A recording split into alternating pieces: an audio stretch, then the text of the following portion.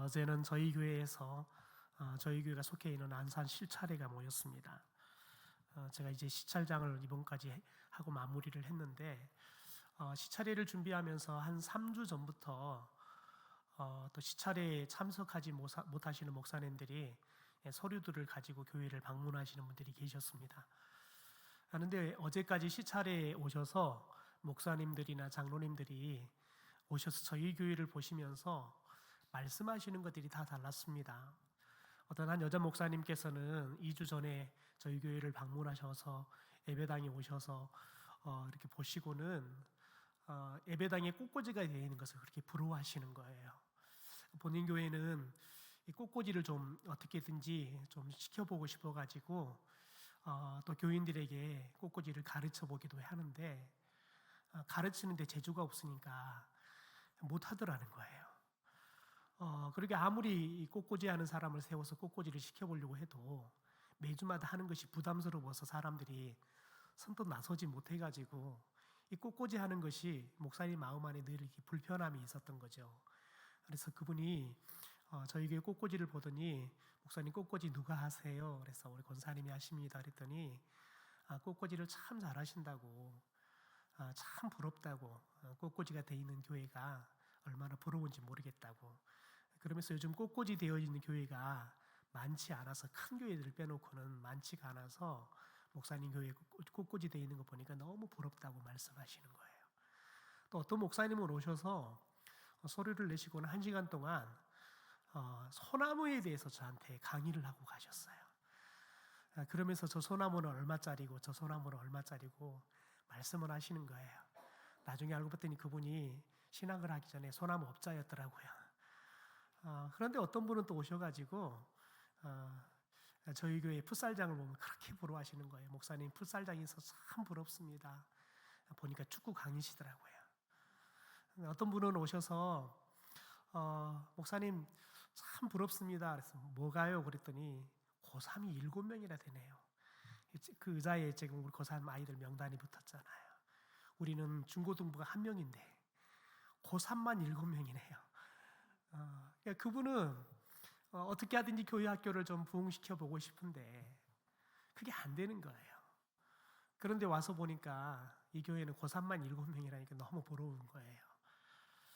여러분, 사람마다 어떤 관심을 갖고 있느냐에 따라서 똑같은 교회를 보는데 보는 게 다 다르더라고요. 부러워하는 게 다 달라요. 여러분, 그래서 오시는 목사님들이 다 이것도 부럽고 저것도 부럽고, 또 개척하셔서 이제 땅도 사고 교회도 지어할 분들은 목사님 땅이 참 넓어서 부럽습니다. 그래서 사람마다 다 이제 관심과 더 나아가서는 본인이 잘 아는 것에 대해서 사람들이 다 보는 게 다 다르더라는 거죠. 여러분, 오늘 말씀을 보면 예수님과 예수님의 제자들이 동일하게 한 맹인을 봅니다. 그런데 이 맹인을 보고 말하는 게 완전히 달라버리지요. 예수님께서 1절에 보면 이 맹인을 보시게 됐지요. 그러니까 제자들도 예수님이 이 맹인을 보시니까 당연히 제자들이 예수님이 보시는 이 맹인들을 보게 됩니다. 그리고는 제자들이 이 맹인에 대해서 이렇게 질문합니다. 2절입니다. 제자들이 물어 이르되 랍비여, 이 사람이 맹인으로 난 것이 누구의 죄로 인함이니까? 자기니이까 그의 부모니이까? 여러분, 제자들이 왜 이 맹인의 앞을 볼 수 없는 이 시각 장애를 보면서 왜 이렇게 질문을 하는 걸까요? 왜 앞을 보지 못하는 것이 이 죄의 문제라고 생각하고 질문을 하는 걸까요? 왜냐하면 이때 당시에 유대인들은 특별히 구약 성경을 중심으로 해서 그들이 사람을 보는 것도, 또 사람에게 나타나는 고난이나 아픔을 보는 것들을 실은 나름대로의 문화나 가치관을 보고 판단을 했습니다.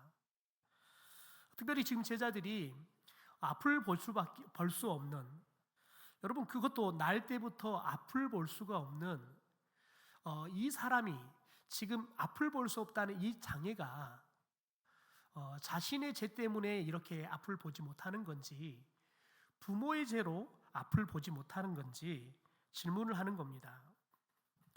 여러분, 제자들은 이렇게 지금 앞을 보지 못하는 사람의 이 장애를 보면서 이렇게 죄의 문제로 이야기할 수밖에 없었던 거 뭐냐면, 특별히 구약 성경 안에 이 죄의 문제에 대해서, 특별히 이 질병에 대해서, 그리고 또 고통과 어떻게 보면 벌을 받는 부분에 대해서 죄와 연관을 해서 말씀했기 때문에 그렇게 생각을 하는 겁니다. 여러분, 출애굽기 34장의 말씀을 보면 이런 말이 나옵니다. 특별히 아비가 죄를 지으면 이 아버지의 죄로 인해서 후대에 3, 4대가 벌을 받을 것이다 라는 말씀이 나와요. 또 에레미야나 에스겔서의 말씀을 보면 이 말씀 속에서는 어떤 말이 나오냐면, 자신이 죄를 짓는 것 때문에 벌을 받을 것이다 라는 말이 나와요. 그러니까 제자들이 지금 이 사람이 앞을 볼 수 없는 거, 출애굽기 34장의 말씀을 보면 아비의 죄 때문에, 부모의 죄 때문에 앞을 보지 못한 게 될 수 있는 겁니다. 그러나 에레미야나 에스겔의 말씀을 보면 자기가 죄를 지어서 지금 앞을 보지 못하게 됐다고 판단을 하는 겁니다. 여러분, 제자들이 그렇게 지금 이야기하는 것이 실은 제자들의 인위적인 생각이 아니라, 제자들이 어린 시절부터 말씀을 배우고 또 신앙 공동체 안에서 더 나아가서는 이 부모님들이나, 그리고 더 나아가서는 교회 공동체 안에 그런 것들을 이렇게 끊임없이 보면서 성경에 근거해서 해석하고 말하는 것들을 계속해서 어린 시절부터 들으면서 그렇게 자연스럽게 판단하는 거예요. 그러니까 제자들이 이 말은 여러분 밑도 끝도 없는 이야기도 아니고, 더 나아가서 성경과 전혀 근거가 없는 이야기도 아닌 겁니다. 성경에 근거해서 지금 사람들이 특별히 질병이나 특별히 고난을 당하는 이런 문제에 대해서 해석을 하고 또 그렇게 말들을 했던 거죠. 여러분, 그런데 특별히 여러분, 예수님께서는 제자들과는 정다르게 이 죄의 문제를 보고 계십니다. 우리 3절의 말씀을 같이 한번 읽어볼까요? 같이 읽죠. 시작. 예수께서 대답하시되 이 사람이나 그 부모의 죄로 인한 것이 아니라 그에게서 하나님이 하시는 일을 나타내고자 하심이라. 예수님은 여러분, 이 사람이 맹인이 된 것, 이것은 부모님의 죄 때문에 그렇게 된 것도 아니고 자신의 죄 때문에 그렇게 된 것도 아니라는 거예요. 그러니까 예수님은 지금 이 사람이 갖고 있는 장애는 자신의 죄나 부모님의 죄 때문에 이렇게 생긴 것일 것이다 라고 생각하는 제자들의 편견을 깨뜨리시는 겁니다. 더 나아가서 제자들의 편견은 물론이고 이때 당시에 유대 사회의 편견을 깨뜨리는 말씀인 거죠. 그러니까 혁명적인 말씀인 겁니다. 여러분, 예수님께서는 특별히 이 제자들에게 새로운 시각, 특별히 영적인 시각들을 제시합니다. 예수님은 맹인을 보면서 죄의 문제나 세상의 시각으로 보지 않았습니다. 하나님의 시각으로 봤다는 거예요. 여러분, 예수님은 맹인에게서 하나님이 하시는 일을 보게 되어지는 겁니다. 그럼 여러분, 하나님이 하시는 일이 뭘까요? 우리 4절과 5절의 말씀을 같이 한번 읽어보겠습니다. 같이 읽죠. 시작. 때가 아직 낮음에 나를 보내신 이의 일을 우리가 하여야 하리라. 밤이 오리니 그때는 아무도 일할 수 없느니라. 내가 세상에 있는 동안에는 세상의 빛이로다. 여러분, 예수님께서는 성부 하나님으로부터 이 세상에 보냄을 받았습니다. 그런데 예수님께서 이 땅에 오실 때 지금 계속해서 이야기하는 거 뭐냐면, 예수님은 세상에 빛으로 오셨다는 거예요. 이 어두운 세상 가운데 빛으로 오셨다는 거예요. 그래서 어두움 속에 살고 있는 사람들에게 빛을 밝혀주시는 거죠. 하나님의 이 일을 이루기 위해서 예수님께서 오셨다는 거예요. 여러분, 그래서 예수님께서는 지금 앞을 볼 수 없어서 어두컴컴한 인생을 살고 있는 이 맹인의 눈을 띄워주는 겁니다. 그리고는 여러분, 이 사람이 날 때부터 앞을 볼 수 없는 깜깜한 인생을 살았던 이 사람에게 이제 눈을 띄워주고 이제는 앞을 볼 수 있는 밝은 세상을 살 수 있도록 치료해 주시는 거지요. 여러분, 그래서 6절 7절에 이렇게 말합니다. 이 말씀을 하시고 땅에 침을 뱉어 진흙을 이겨 그의 눈에 바르시고 이르시되 실로암 못에 가서 씻으라 하시니 실로암은 번역하면 보냄을 받았다는 뜻이라. 이에 가서 씻고 밝은 눈으로 왔더라. 여러분, 이 사람이 예수님을 만나기 전에는 어두운 눈이었습니다. 그런데 세상에 빛으로 오신 예수님을 만나니까요, 이 어두운 눈을 가졌던 사람이 예수님의 말씀을 따라서 실로암에 가서 눈을 씻었더니 어두운 눈이 밝은 눈이 됐다는 거예요. 이게 하나님께서 예수님이 이 땅에 보내셔서 하시려고 하는 일이라는 거예요. 그러니까 제자들이 생각했던 것처럼 이 사람이 태어날 때부터 앞을 볼 수 없었던 것은 하나님께서 오늘 예수님을 통해서 이 땅에 하나님이 이루기 원하시는 일을 이 시각 장애인을 통해서 보여주기 위해서 하나님께서 이 사람이 이미 태어날 때부터 예수님이 이 땅에 오시기 전부터 이 사람이 눈을 볼 수 없는 사람으로 태어나게 하셨다는 거예요. 그러니까 하나님의 섭리죠. 하나님의 계획 때문에 그렇게 오게 됐다는 거예요. 여러분, 그런데 제자들은 그렇게 보지 않았다는 거예요. 여러분, 그런데 생각해 보십시오. 제자들이 그렇게 보지 않는 이유가 뭐였습니까? 말씀을 가지고 봤는데 중요한 것은 여러분, 이들이 말씀을 어떻게 봤냐면 말씀을 주시는 하나님의 마음과 하나님의 눈으로 말씀을 본 게 아니라 자신들의 관점에서 말씀을 보는 겁니다. 여러분, 우리들이 흔히 조심해야 할 게 뭐냐면 교회 안에서 흔히들 그렇습니다. 누군가의 집에 어려운 일이 생겨요. 그러면 어떻게 말을 하냐면 저 사람이 아유 저렇게 살더니 저렇게 일이 생겼다라고 이야기를 해요. 여러분, 그런데 그렇게 말하면 여러분 해당되지 않을 사람이 아무도 없어요. 왜냐하면 인간은 다 죄인이기 때문에 그렇습니다. 그러니까 인간에게 닥쳐오는 고난을 제 문제를 해석하면요, 해석이 되지 않는 사람이 아무도 없어요. 다 해석이 돼요. 왜냐하면 나름대로 다 죄를 짓고 살긴 사니까요. 그러니까 우리는 그게 해석이 되니까 그게 옳다고 생각한다고요. 여러분, 그런데 생각해 봅시다. 왜 우리들이 사람들의 아픔을 가지고 그렇게 쉽게 이야기할까요? 목적이 어디 있을까요? 여러분, 생각해 보십시오. 지금 고난을 당하고 있고 어려움을 당하고 있는 사람을 생각해서 그렇게 말하는 걸까요? 아닙니다. 여러분, 우리들은 남의 아픔을 쉽게 가십거리처럼 생각하고 말을 해요. 여러분, 그러면 쉽게 다른 사람의 허물에 대해서 이야기하기 쉬워져요. 그런데 여러분, 그 사람의 아픔이 보이기 시작하잖아요.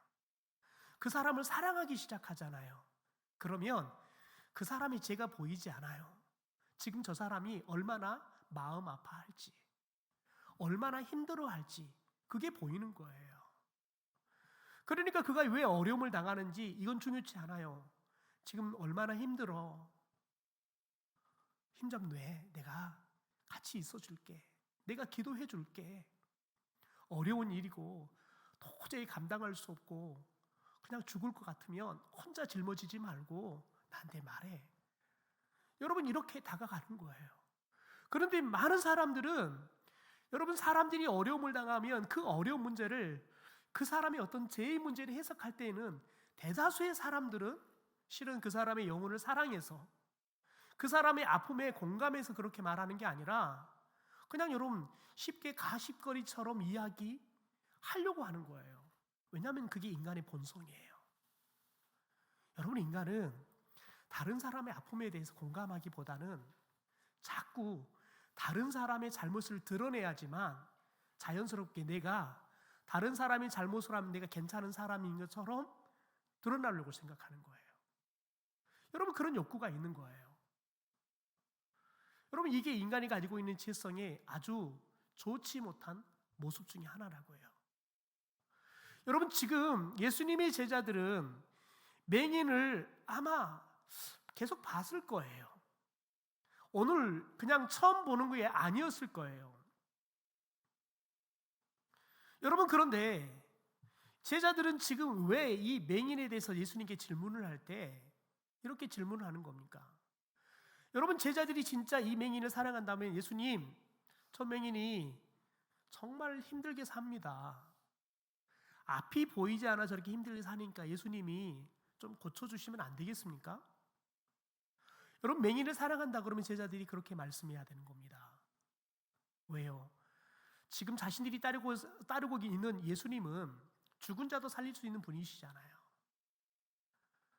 여러분, 그런데 제자들은 이 맹인의 고통에 대해서, 아픔에 대해서, 앞을 볼 수 없는 그 답답함에 대해서 관심이 없어요. 오직 지금 이 제자들의 관심은 뭐냐면, 도대체 누구 죄 때문에 저 사람이 지금 저렇게 앞을 볼 수 없냐는 것에 관심이 있는 거예요. 저 사람의 죄인지, 제 사람이 죄라면 어떤 죄인지, 도대체 얼마나 큰 죄를 지었기 때문에 저렇게 저주를 받고 태어난 건지, 여기만 관심이 있는 거예요. 여러분, 우리는 그런 시야를 우리들이 조금이라도 갖고 있다 그러면, 다시 말해서 여러분, 우리의 이웃들이, 우리의 가족들 중에서 때로는 우리가 좀 좋아하지 않는 여러분 그런 형제들 중에서 어려움을 당하면, 여러분, 우리들이 과연 그것을 어떻게 보고 어떻게 말하는지를 잘 점검해야 돼요. 우리들이 아픔을 당하는 사람의 그 고통에 대해서 우리가 공감하지 못하고 같이 아파해 주지 못하고 같이 눈물 흘려주지 못한다면, 그래서 그의 고통에 내가 조금이라 도움이 되기 위해서 여러분 좋은 이웃이 되어주지 못한다 그러면 우리는 하나님의 마음을 조금도 모르는 사람이에요. 그런 모습을 보고 오히려 하나님은 지금 고통을 당하는 사람보다 여러분 그 사람을 그렇게 보면서 비난하는 우리를 하나님께서는 더 애통해 하시는 거예요. 하나님의 눈에 우리가 더 불쌍하게 보이는 거예요. 여러분, 그런데 오늘 예수님께서 이 맹인을 치료할 때 독특하게 치료하십니다. 진흙에 침을 뱉습니다. 그리고는 진흙을 이기죠. 그리고는 눈에 발라줍니다. 그리고 난 다음에 실로암에 가서 씻어라 라고 말을 합니다. 그런데 예수님께서 지금까지 많은 사람들을 치료할 때 예수님께서 말씀만으로 치료하는 경우도 있었죠. 베드로의 장모 같은 예수님께서 손을 잡아서 일으켜 세웠습니다. 여러분, 그런데 왜 이 시각장애인은 진흙을 침으로 이겨가지고 그렇게 발라주었을까요? 여러분, 특별히 이때 당시에 이렇게 침을 진흙으로 이겨서 발라주는 것은 민간요법 중에 하나였다고 말합니다. 여러분, 그런데 더 중요한 건 뭐냐면 예수님께서 이 사람에게 여러분 진흙에 침을 뱉어가지고 진흙을 이겨서 발라주는 이유는 뭐냐면, 보통의 사람들은 앞이 보입니다. 그래서 예수님께서 자신에게 행하는 것들을 보시죠. 그런데 이 시각장애인은 예수님을 볼 수가 없습니다. 그래서 예수님께서 자신을 치료한다는 것들을 그가 알 수 있도록 진흙을 이어서 눈에 발라주는 거죠. 여러분, 이것을 경험하면서 예수님께서 나를 치료하기 위해서 뭔가 조치를 취하고 계시구나 라는 것들을 느끼는 거예요. 여러분, 그러니까 이걸 느끼니까 예수님께서 이제 실로암에 가서 내가 너희 눈에 발라준 이 진흙을 깨끗이 씻어라. 그러니까 여러분, 예수님의 말씀을 여러분 순종해서 가는 거예요. 그러니까 이 눈에 발라주는 진흙은 예수님의 말씀에 순종할 수 있는 근거가 되는 겁니다. 예수님은 우리에게 다가오실 때 저와 여러분이 예수님이 다가오시고 역사하는 것들을 우리가 알 수 있도록 다가오십니다. 그래서 예수님은 저와 여러분이 예수님이 오셨는데 전혀 모르고 우리가 인식하지 못하고 지나가도록 예수님께서는 여러분 저와 여러분에게 관여하지 않는다는 거예요. 예수님은 저와 여러분과 함께할 때 반드시 저와 여러분이 알아먹을 수 있도록, 예수님을 인지할 수 있도록 저와 여러분이 알 수 있는 방법으로 예수님은 다가오세요. 왜요? 그러지 않으면 자신의 치유됨이 예수님 때문에 일어난지를 몰라요. 그럼 예수님께 영광을 돌릴 수가 없는 거지요. 여러분, 그래서 예수님께서 이에게 실로암의 못에 가서 너가 눈을 씻어라 라고 이야기해요. 여러분, 그런데 보세요. 실로암의 뜻이 뭐예요? 보냄을 받았다는 겁니다. 보냄을 받았다는 거예요. 여러분, 오늘 이 맹인은 아마 실로암 못에 지금까지 많은 날 실로암 못에 가서 물도 마셨을 겁니다. 때로는 여러분, 하루 종일 구걸하고 땀 흘리고 나면 이 실로암 못에서 때로는 세수도 하고 발도 씻고 했을 수도 있어요. 그런데 여러분, 지금까지 실로암 못에 간 것은 그가 간 거예요. 그런데 지금 실로암에 가는 것은 누구로부터 보내받는 거예요? 예수님으로부터 보내받는 거예요. 예수님은 누군가를 보낼 때에는 그냥 보내지 않습니다. 예수님이 제자들을 보낼 때에는 여러분, 병을 고칠 수 있는 권세를 주지요. 귀신을 내어쫓을 수 있는 능력들을 주셔서 보내시지요. 예수님이 보낼 때에는 어떤 일이 일어나냐면 예수님이 함께 하면서 나타나는 역사들이 나타나는 겁니다. 여러분, 이 사람은 지금까지 실로암 못에 가서 자신의 얼굴을 세수했을 수 있어요. 그런데 지금까지 그가 세수할 때에는 눈이 보이지 않았어요. 그러나 예수님으로부터 보냄받아서 예수님의 보냄받은 말씀에 순종해서 그가 실로암에 가서 예수님의 말씀대로 그의 눈을 깨끗하게 씻으니까요. 눈이 어두운 눈이 밝은 눈으로 여러분 변화되어지는 역사가 나타나는 거예요. 여러분 보세요. 오늘 이 일이 있고 난 다음에 사람들이 앞을 보게 되어진 이 맹인, 치료받은 맹인을 보게 됩니다. 그래서 9절에 보면 이렇게 말을 합니다. 8절에 보면 이웃 사람들과 전에 그가 거리는 것을 보았던 사람들이 이르되 이는 앉아서 구걸하던 자가 아니냐. 그랬더니 이렇게 9절에 말합니다. 어떤 사람이 그 사람이나 하고 어떤 사람은 아니라 그와 비슷하다 하거늘. 여러분, 중요한 것은 이제 이 사람의 고백이에요. 자기 말은 내가 그다라고 이야기해요. 그랬더니 사람들의 여러분 관심은 뭐예요? 아니, 당신이 태어날 때부터 안 보였는데 어떻게 보게 됐냐? 이게예요.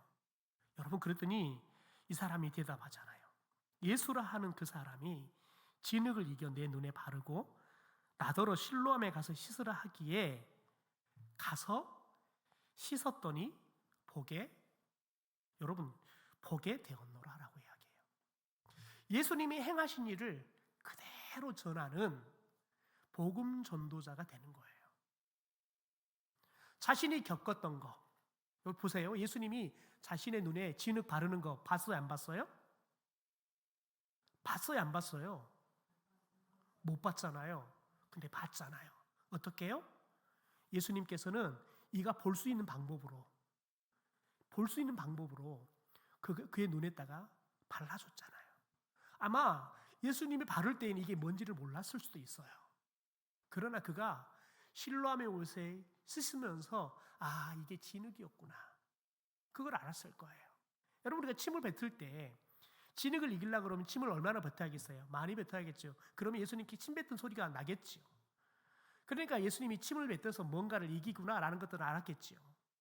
여러분 보십시오. 이가 예수님을 인지하지 못할 때는 예수님께서 그가 예수님이 그에게 무엇을 하신지 인지할 수 있도록 예수님께서 그에게 그가 알 수 있는 방법으로 역사하는 거예요. 그러니까 여러분, 그가 눈은 보이지 않지만 감각으로 예수님이 자신에게 했던 것들을 보는 거예요. 그리고는 그대로 증언하는 거예요. 여러분, 예수님께서 이 앞이 보이지 않는 시각장애인을 치료하신 이유는 뭘까요? 오늘 예수님은 딱 한마디 이야기합니다. 하나님이 하시는 일을 그를 통해서 보여주기 위해서 그렇다는 거예요. 하나님께서는 어두운 세상에 예수님을 세상의 빛으로 보내셔서 밝히는 거예요. 이 일을 사람들에게 보여주기 위해서 여러분, 이 사람이 날 때부터 볼 수 없는 시각 장애를 갖고 태어나게 하는 거예요. 여러분, 그런데 예수님이 이 맹인을 치료하시는 것은 여러분, 이가 보게 되는 것도 있지만 아주 중요한 게 있습니다. 이 사람이 예수님을 만나게 된 거예요. 이 사람이 여러분, 보지 못한 눈을 뜨게 되어서 세상을 보게 되면서 누구를 가장 먼저 보게 돼요? 예수님을 보게 되는 거예요. 그리고 예수님이 했던 일에 대해서 증언하는 증인이 되는 거예요. 그러니까 여러분, 이 사람은 예수님을 통해서 그의 눈만 떠지는 게 아니라 예수님께서 이의 영혼도, 여러분, 이의 영혼도 만져주시는 거죠. 영혼도 띄어지게 하는 거예요. 더 중요한 게 있습니다. 여러분, 부모님들을 생각해 보십시오. 이 시각장애를 가진 부모님들은 평생 자식을 볼 때마다 죄책감에 시달렸을 거예요. 왜요? 세상 사람들은 다 부모 죄 때문에. 왜냐하면 이 사람이 태어나서 자라는 가정 속에서 후천적인 장애를 가졌다 그러면 저 사람이 죄라고 말할 거예요. 그런데 태어날 때부터 앞이 보이지 않았어요. 그러니까 세상 사람들은 부모가 죄를 지어서 자식이 벌을 받아서 앞을 볼 수 없게 됐다고 사람들은 비난했을 거라고요. 그러니까 부모님들은 이 자식 때문에 평생 죄책감에 시달리고 살았어요. 여러분, 그런데 자신의 자식이 깨끗하게 나아버렸어요. 여러분, 예수님은 이 자식의 치료를 통해서 부모님의 죄책감을 완전히 해방시켜 주신 거예요. 여러분, 예수님께서 우리 가운데 역사하기 시작하면 예수님의 역사, 예수님의 은혜는 나에게만 미치는 게 아니라 나와 더불어 살아가는 사람들에게도 여러분, 그 은혜가 흘러가게 될 줄 믿습니다. 여러분, 그래서 예수님의 은혜는 결코 나의 안에만 머무는 게 아니라 여러분, 나에게 임하는 예수님의 은혜는 흘러서 넘쳐 나와 더불어 살아가는 사람들은, 때로는 나와 관련이 있어서 어려워하고 힘들어하는 사람들에게 예수님의 은혜는 흘러가게 되어지는 거예요. 여러분, 여러분의 삶 가운데 여러분 때문에 여러분이 예수님을 만나고 여러분이 예수님의 은혜를 누리면서 여러분, 그 은혜가 여러분과 더불어 살아가는 사람들에게 흘러가서 그들에게 하나님의 또 다른 은혜가 그들에게 임하는 놀라운 역사가 임하기를 소망합니다. 여러분, 그래서 우리가 예수를 믿고 살아가면서 어떤 이야기를 들어야 되냐면, 당신이 예수 믿는 것 때문에 내가 이런 은혜를 입었어. 당신 덕택이야. 여러분, 저는 저희 고모님들의 은혜를 잊을 수 없습니다. 제가 고등학교를 이제 순천으로 유학해서 여러분 자취하고 살 때 제일 큰 고모님께서는 자취방을 그냥 거저 내어주셨어요. 무려 7년이 넘는 시간 동안 이 자취방을 무료로 쓸 수 있도록 저에게 제공해 주셨어요. 그리고 더 중요한 것은 이 고모님 집에 살면서 제가 교회를 다니기 시작했다는 거예요. 그래서 고모님의 가정의 은혜 때문에 제가 예수 믿고 목사가 된 거예요. 작은 고모네 집은 부모님과 떨어 살아가는 우리들을 위해서 새벽 예배를 드리러 올 때마다 반찬을 만들어서 새벽 예배 끝나고 나면 늘 반찬을 챙겨주고 집에 돌아가셨어요. 저희들이 생일을 맞으면 고모부랑 고모는 생일차를 차리고 케이크를 사서 생일 잔치를 해줬어요. 저는 시골에 태어났기 때문에 여러분, 생일을 맞으면서 미역국 먹었지 한 번도 케이크를 키워본 적이 없어요. 저는 케이크 존재한지도 몰랐어요.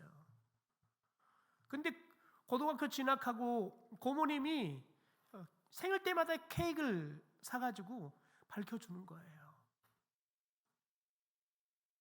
여러분, 그런데 그분들이 이렇게 사랑으로 섬기는 거 뭐냐면 그분들이 다 예수를 믿었던 사람들이에요. 하나님의 은혜 덕에 제가 지금은 자주 찾아뵙지를 못해요. 여러분, 그런데 그분들은 제가 목사 된 것만으로도 감사해요. 자기들이 그렇게 잘 섬겼더니 좋은 하나님의 종이 되었다고, 그것만으로도 충분히 감사하다고요. 여러분, 저의 인생이 제가 잘나서 아니면 우리 부모님들이 잘 키워서 되는 게 아니라 제 주변에 예수 믿는 사람들이 제게 베풀어 주시는 그 은혜 덕에, 그분들이 경험했던 하나님의 사랑을 저에게 나누어준 덕에 제가 예수 믿는 사람도 되고 제가 목사가 된 거예요. 그래서 제가 몇 해 전에 순천 한소망 교회를 제가 방문했는데 거기에 그 고모님 집에 둘째 아드님께서 교회를 다니고 계시더라고요. 원래 모교회를 다니지 않고 거기를 다니고 계셔서 제가 교인들에게 그런 은혜를 나눴어요. 우리 형님이 저 계시는데 우리 형님 집 때문에 제가 목사가 됐다고, 제게 너무 큰 은혜를 베풀어 주셔서 제가 목사가 됐다고. 여러분, 그 고백이 절로 나오더라고요. 여러분, 저와 여러분이 예수 믿음으로 인해서 저와 여러분 때문에 누군가에게 하나님의 사랑에 하나님의 은혜가 흘러갔으면 좋겠어요. 그래서 그들의 삶이 변하고, 그래서 저와 여러분에 대해서 감사하지만 여러분, 결국은 저와 여러분 안에 계시는 하나님이 영광을 받게 되어지는 그런 은혜의 삶이 여러분 펼쳐지는 그런 삶을 살 수 있게 되기를 주님의 이름으로 축원합니다.